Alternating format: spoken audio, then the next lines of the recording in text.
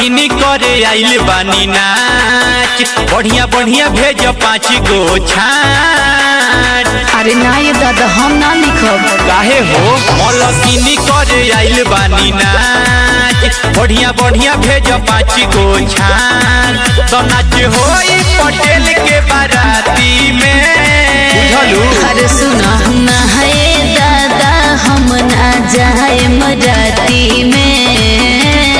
अच्छा बड़ी गोली चलेला कुर्मियान के बाराती में। ओहो अरे ना है दादा हम ना जाए बराती में।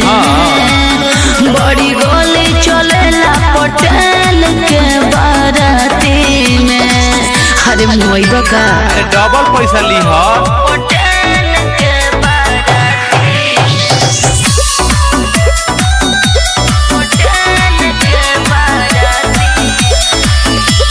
छापारा से आए में जिला बक्सर हदा बंग हो, गोली चलेला के हो फेंक दे बम हो।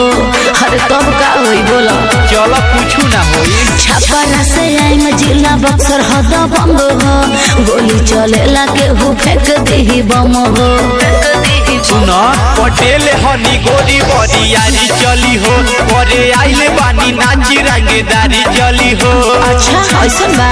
किसा लिखा डबल पैसा ली हो राती में।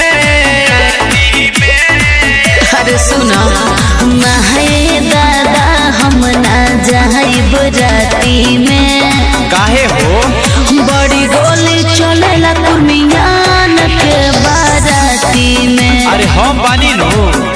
अरे ना है दादा हम ना जाई बराती में।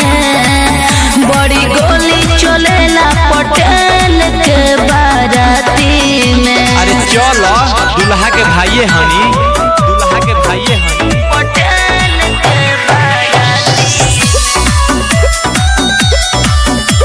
पटेल के बाराती। पावर पटेल मुझका देते बानी ताऊ जी, नच भइल पकाया बयाय में रहुआ गाँव जी। अरे बुझ गए नी तो बचपने के ताव हो।